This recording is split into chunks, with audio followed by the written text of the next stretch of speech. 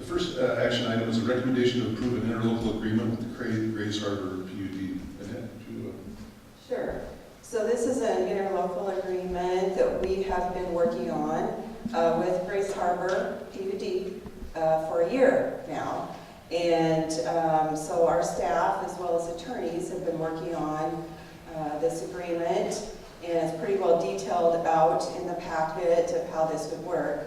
But we're happy that this is finally here, and it will increase our reliability with our district, and it would go along Highway 108, and it's a pretty good deal. The costs are accommodated through the 2019 scheduled maintenance project list. It will take care of the wireless networking gear that's failing out at Hurley-Waldrop Road, and so we'll get that fixed as far as that will be turned down and replaced with some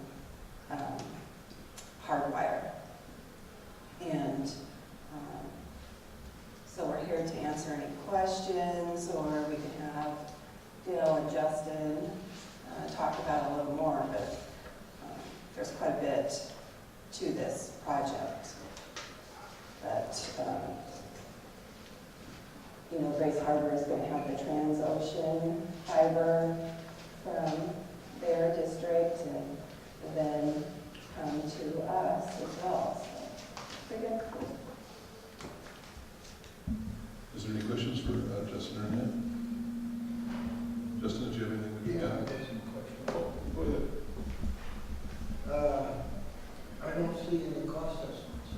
Yeah, the actual bid will, when we actually do go out for contracting, you will approve the contract itself when we go out for bid.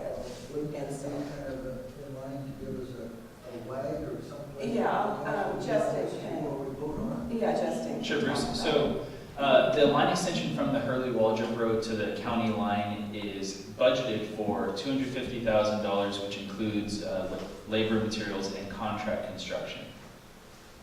That would be the part of the interlocal here.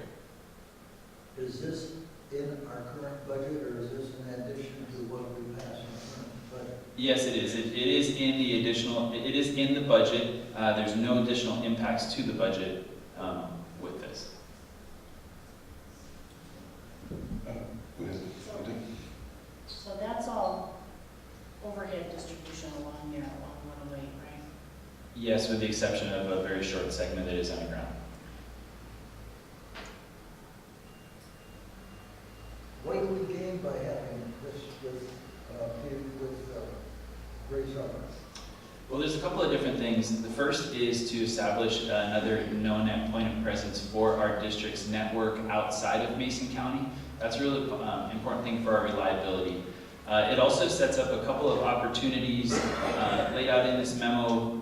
First, Annette mentioned, is the transoceanic fiber optic cable that is landing in Grays Harbor County in the next several years. That's a fiber cable that's undersea, sits on the ocean floor, that goes from Asia to Grays Harbor County. Will we dial up Singapore or something? We can dial up Singapore, you can make some direct calls. No, there's an opportunity here to position ourselves well to be able to serve some of the high capacity circuits that are coming on that cable, bring them through Mason County, and then ultimately to the west, and that's in partnership with NONET and other companies.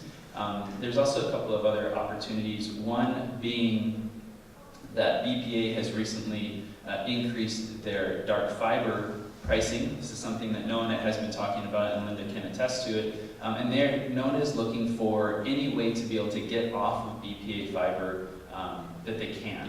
And this is a route that nobody else has, this Grays Harbor to Mason County route through Highway 108. Everybody else goes through Olympia and then back up. And so it's positioning us very well to be able to recover the cost of this construction through those high capacity circuits, NONET being probably the first customer on that list. We've had, they've said that they'll be ready to sign up the minute that it's connected. So that's a real positive thing. We also have several companies in Mason County that have other locations in Grays Harbor County, Olympia Community Credit Union being one, Simpson at their Mill 5 plant, Green Diamond, those types of businesses that would be interested in purchasing. They've asked us many times to have inter-county circuits. So we do have some good revenue generating opportunities to recover the cost of this construction. Is the cost in our current budget as a line item? Yes, Is line item in our budget yes, for how much? $250,000. Is that a starter or will that do the whole gig? Well, like Annette said, we have to go out to bid for it. Our estimates are that that would be the whole thing, including materials, labor, and contracting. What else should I ask you this?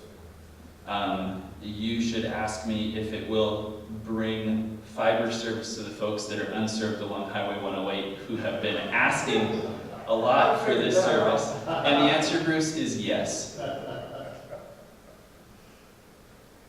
Any other questions, Bruce? Thank you, Bruce. Go ahead. So I just would like to comment, I'm glad to see that we've finally been able to bring this agreement to fruition. I think it's a big step for Grays Harbor County to kind of get a little bit more involved in expanding broadband and telecommunications. I don't know exactly what their status is or what they've done, but I've always had a sense that they've sort of tried to not pay attention or not be interested in expanding broadband, and it's so necessary to life in the future. So I think this is big progress to get them involved.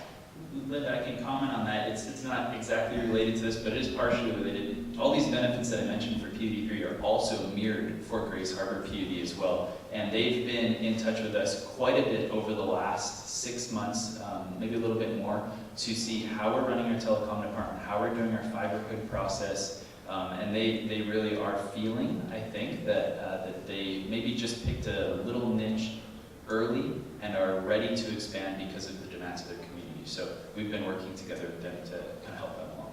Good to hear. Commissioners, are there any other questions?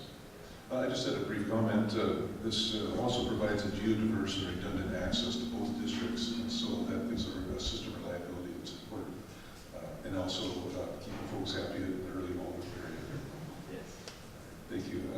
I would entertain a motion to approve interlocal agreement. So moved.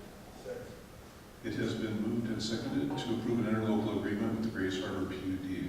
Is there any other further discussion? Seeing none, we'll move to the vote. All those in favor of approving the interlocal agreement with Grays Harbor PUD, signify by saying aye. Aye.